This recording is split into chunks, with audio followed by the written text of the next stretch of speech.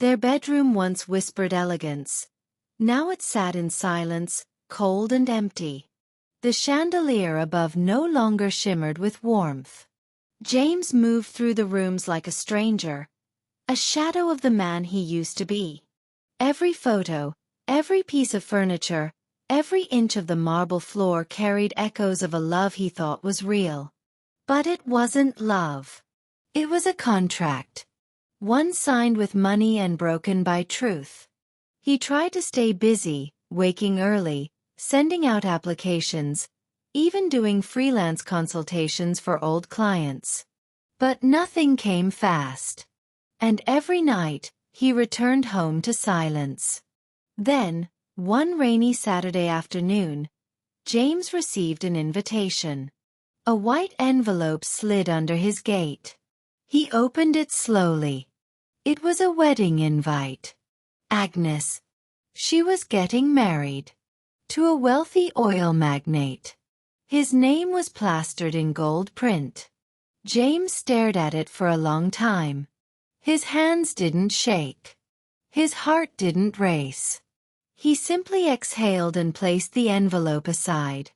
But that wasn't the end.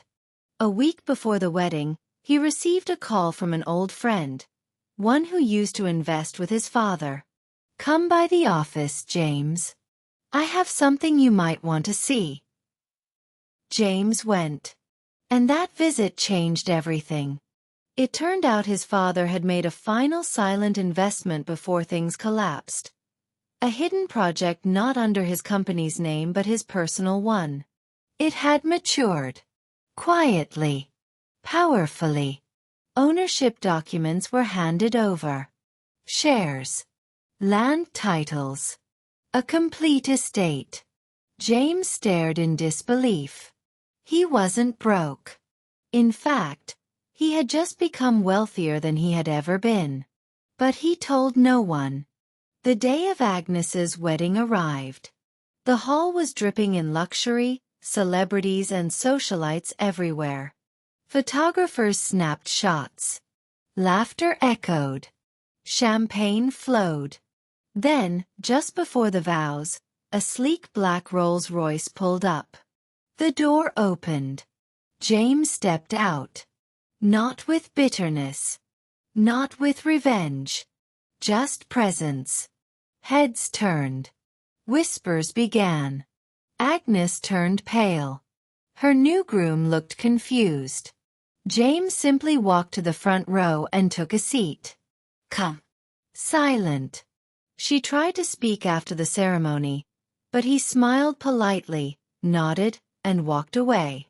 He had already gotten what he needed. Peace. And for the first time in months, he truly felt free. Agnes never saw that version of James again. The man who no longer needed to be rich to feel complete. Because what she lost wasn't money. It was the only person who ever truly loved her, even when she had nothing to give but herself. And that was something money could never replace. The scent of her perfume had long vanished, but the sting of betrayal still clung to the air. Friends distanced themselves, calls stopped coming, and whispers filled every corner of town. The story had spread, how a woman left her husband for money, only to be left in disgrace. But James remained calm. He'd quietly resumed work, no longer in the spotlight but consulting privately for a multinational firm, handling remote projects. He told no one. Not even his sisters. He wanted silence, space and time, to heal and observe.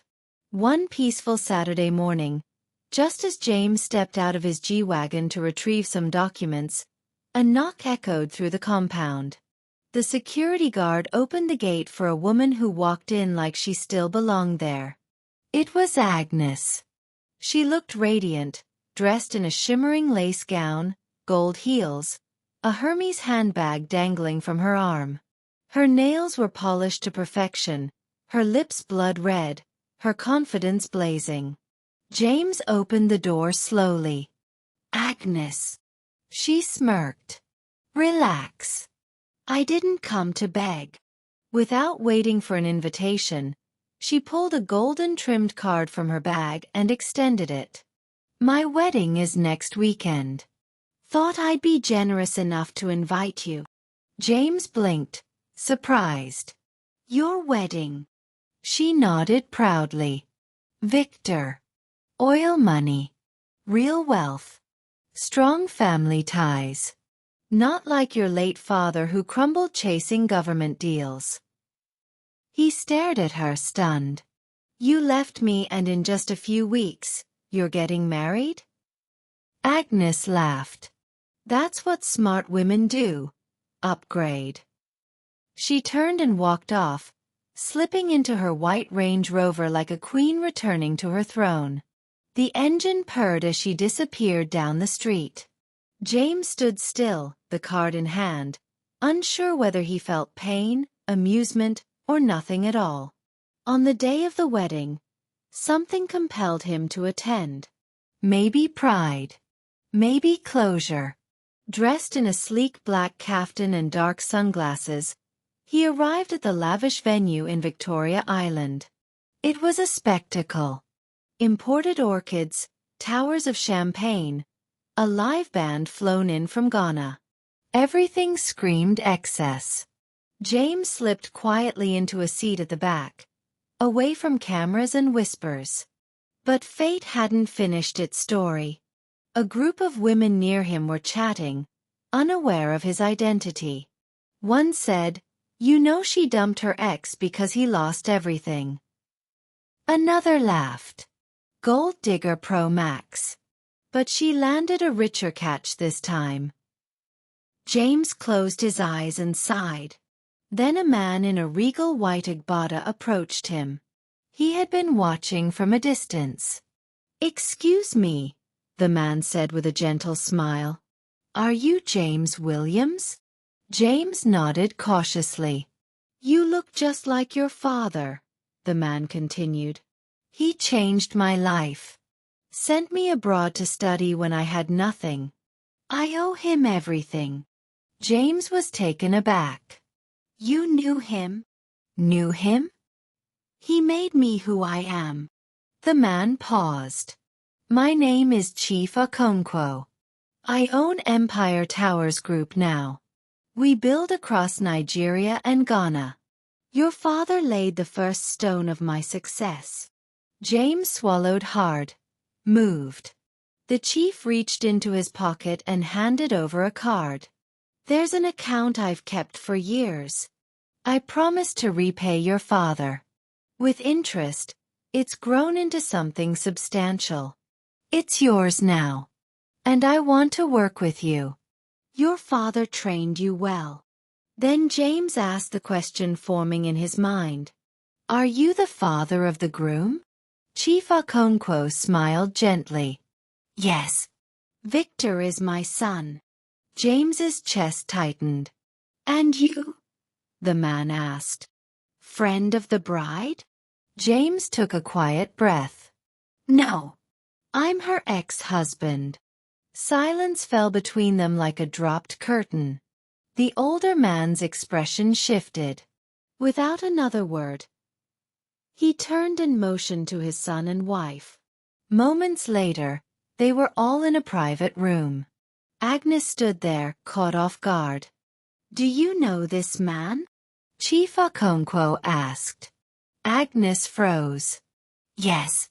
That's James, my ex." "Ex or ex-husband?" he pressed. Agnes hesitated. "Ex-husband." Victor stepped back in disbelief. "Wait. You were married before?" "I didn't tell you because it didn't matter," she said quickly, grabbing his hand. Victor pulled away. "You lied." Chief Okonkwo's face darkened. "You abandoned your husband the moment his father died, only to chase after my son because you thought we were richer?" Agnes tried to defend herself. "It's not what you think." "I will not let a woman like you into my family," he said sternly. "Victor, cancel the wedding." Victor didn't argue. "I agree." Soon, a quiet announcement spread through the venue. Due to personal reasons, the ceremony had been cancelled. Guests gasped. Shock rippled across the lawn. Agnes stood frozen, her mouth open, unable to speak. Her dream collapsed before her eyes. James turned and walked out with his head high, untouched by the wreckage. By the time the crowd started leaving, Agnes sat alone under the golden arch where vows were meant to be exchanged, her makeup smudged by tears, her pride in shambles. The plan had failed. Karma had arrived in silence and luxury, and this time, it looked exactly like James. Weeks passed. The ruined wedding became gossip across Lagos. Social media lit up with stories of betrayal and instant downfall. Customers stopped coming to the boutique. Her staff left, unpaid. Suppliers demanded overdue payments. Victor's father had influence, and no one in the elite business circle wanted their name tied to a woman publicly disgraced by the Okonkwo family. Agnes sat alone in her now half-empty boutique. Her once perfect hair was undone, makeup ruined by tears. The luxurious space she once flaunted felt lifeless, just walls and shelves with no meaning. She hadn't seen James since the day everything fell apart. Meanwhile, James's life was moving in a completely different direction. Chief Okonkwo honored his promise and transferred 120 million Nigerian nairas into James's account. A debt paid in full, with years of interest. But it wasn't just about money. He offered James a leadership role as Director of Engineering Partnerships in his company. Within weeks, James was back on his feet. But this time, he was smarter, stronger, and more connected. He bought a sleek duplex in a private estate and launched his own tech-forward construction consultancy, JW Development.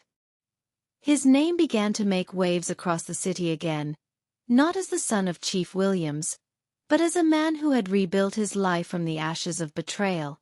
Then, one sunny afternoon, while driving his spotless white Range Rover through Ikoyi, something unusual caught his eye.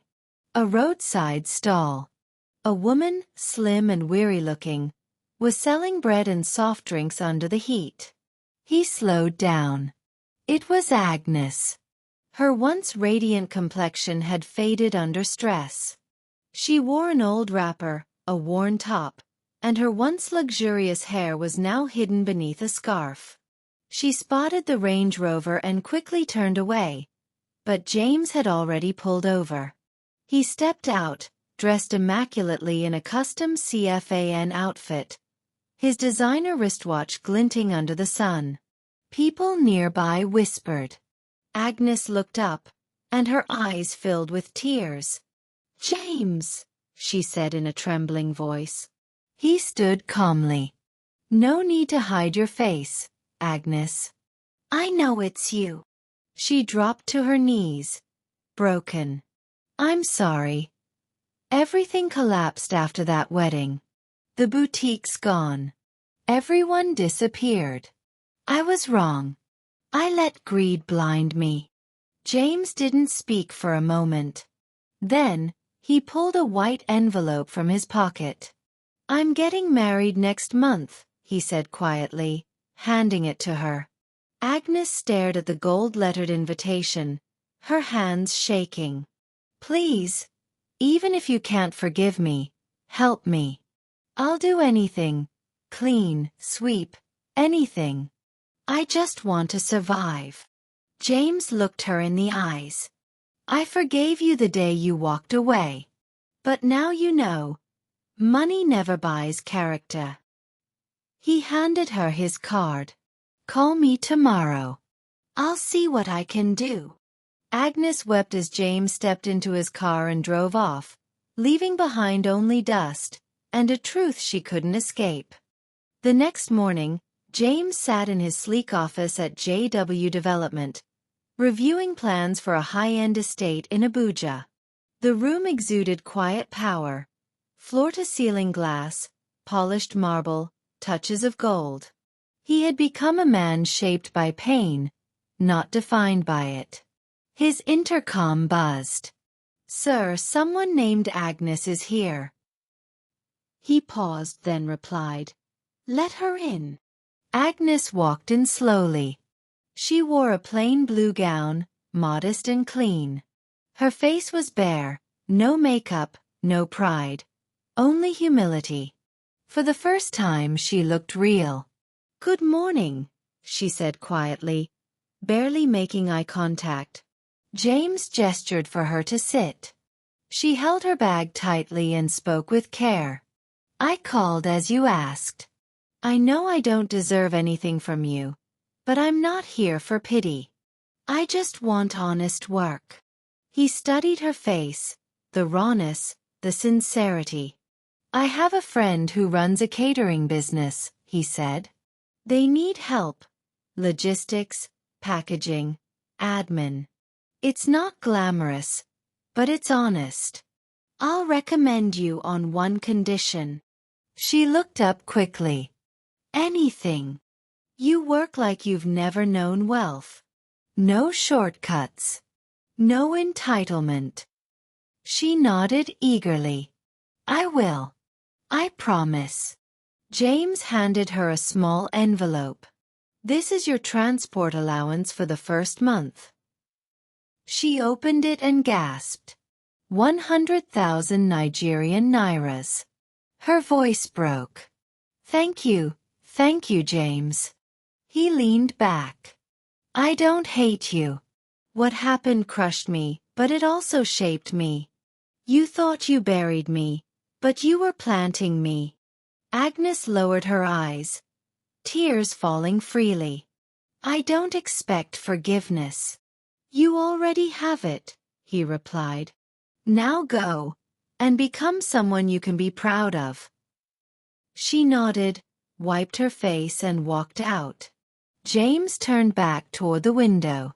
The pain had passed, but the lesson would stay, to never again ignore the signs, no matter how beautiful the disguise.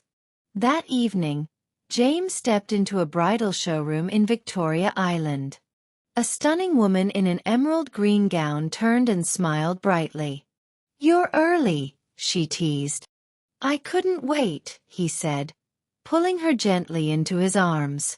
Only a few weeks remained until she'd become his wife. "The wedding planner says we're getting RSVPs from governors, CEOs, everyone," she laughed. James kissed her forehead. "It's not just a wedding. It's a new beginning, with real love." Outside, Lagos moved at its usual pace, but inside James's heart, peace reigned. Then came the day. The sun blazed softly over a private beach in Eco-Atlantic. A convoy of black G-Wagons and Rolls-Royces arrived in style. White tents lined the golden sand, decorated in fine gold trim. Violinists played beneath a floral arch that seemed plucked from a dream. It wasn't just a wedding. It was redemption. James Williams, now a self-made millionaire and CEO of JW Developments, was marrying Adana, a graceful Harvard-educated entrepreneur from a prominent diplomatic family. Senators, billionaires, and dignitaries filled the guest list. Paparazzi snapped shots. Drones circled above. At the altar, James stood in a pristine white agbada stitched with silver threads. His smile carried peace and pride. Then Adana appeared, elegant, radiant, timeless. As she walked down the aisle, everyone rose to their feet. There were no hidden motives this time. No conditions. Just love. The officiant began the vows. But nearby, hidden behind palm trees, another figure stood in silence. Agnes. She wore a faded dress, barefoot in the sand, her wig crooked and her hands trembling. She hadn't come to cause a scene. She just wanted to see what she'd lost. Tears fell as she watched Adana and James exchange vows. I promise to love you not for what you have, but for who you are, Adana said, her voice clear. James replied, I vow to protect your peace, share your burdens, and love you whether we have everything or nothing. Agnes felt each word like a wound. When the officiant declared them husband and wife, applause shook the beach. Fireworks lit the sky. Dancers flooded the aisle. Cameras flashed. Agnes turned away, clutching her chest. She walked alone along the shore, tears mixing with the ocean breeze. Her dreams had died at the altar. Her greed had buried them. At the reception, James took the mic and spoke with a calm voice that carried power and peace. Today isn't just the start of a new life. It's proof that pain doesn't have to define us. That true love will always find its way. The guests erupted in applause. Later, as champagne flowed and the band played on, James stepped aside, looking out toward the horizon. He saw a distant figure walking away. He recognized her. But he didn't call out. He whispered only, May you heal, and never forget. Then he turned back to the woman who had chosen him. Not for riches, but for his soul. And this time, love had truly won.